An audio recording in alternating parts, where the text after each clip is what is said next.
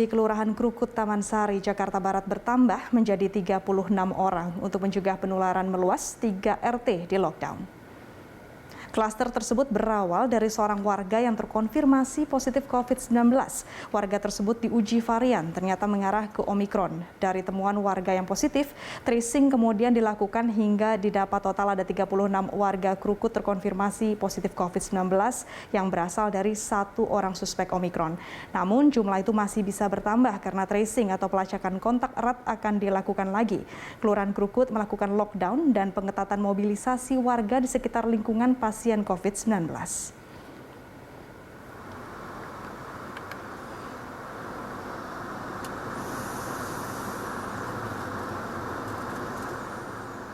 Untuk mengetahui informasi terkini terkait penyebaran COVID di Kelurahan Krukut, sudah ada Nadia Hutagalung dan juru kamera Maximilanus di Taman Sari, Jakarta Barat. Nadia, apa yang dilakukan oleh Satgas untuk melakukan tracing dan juga pengecekan kesehatan?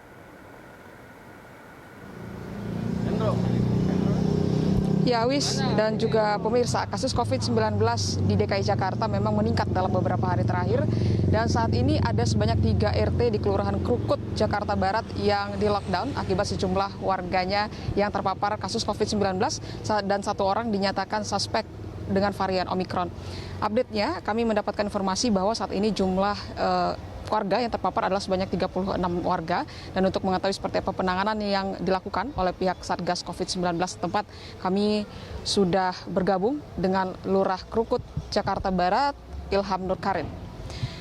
Halo Bapak, selamat siang Bapak. Iya, selamat siang. Ya Pak, update-nya ada 36 warga yang saat ini dinyatakan positif ya Pak, kasus COVID-19 dengan 1 orang yang suspek Omikron. Saat ini Pak, update-nya seperti apa dan bagaimana kondisi dari para warga tersebut Pak? Iya. Untuk kondisi dari 36 itu 35 warga sudah dirawat di Rumah Sakit Darurat Corona Wisma Atlet. Sementara 1 dirujuk di Rumah Sakit Tanjung Duren, Pelni, karena yang bersangkutan sedang hamil dan info terakhir sudah melahirkan.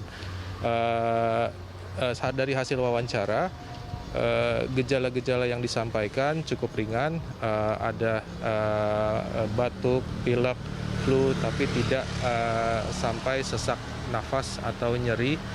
Yang menjadi catatan adalah 36 warga itu sebagian besar bahkan hampir semuanya sudah melaksanakan vaksinasi status lengkap. Tapi itulah mungkin gejalanya bisa lebih ringan karena status vaksinasinya sudah lengkap. Ya.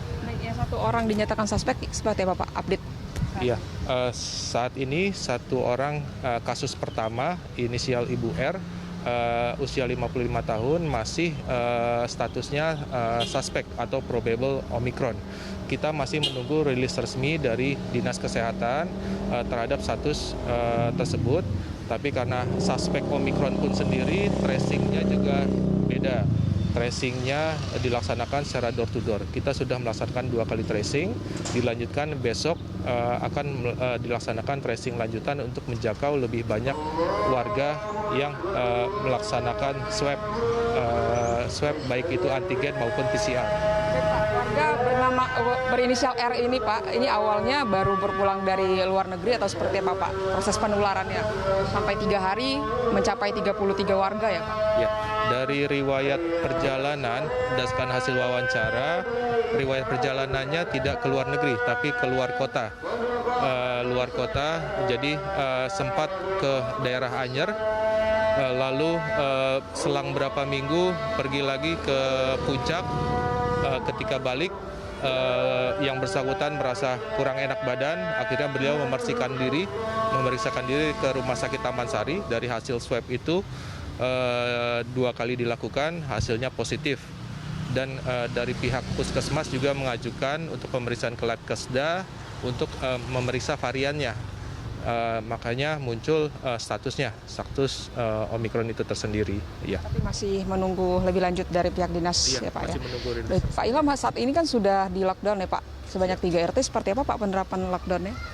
Jadi ada beberapa layer yang dilaksanakan. Yang pertama layernya lewat tracing. tracing, kita identifikasi sebanyak mungkin warga yang teridentifikasi positif. Kedua, kita laksanakan lockdown di wilayah tersebut. Ada 3 RT di RW 2, kita lakukan pembatasan aktivitas.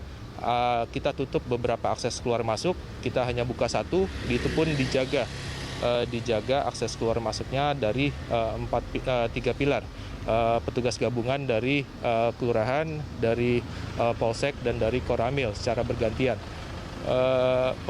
Kita juga melakukan upaya penyemprotan disinfektan secara rutin tiap hari, dan rencananya kita akan segera kirimkan bantuan untuk warga yang melaksanakan karantina wilayah di wilayah tersebut.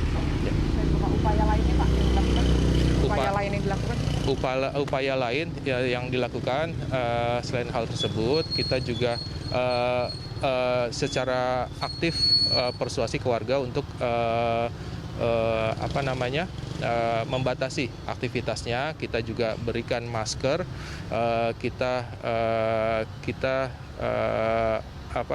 upaya-upaya pendekatan informasinya kita aktifkan sambil memantau di WhatsApp group apabila ada warga yang merasa ada keluhan atau gejala, sambil kita terus lakukan tracing.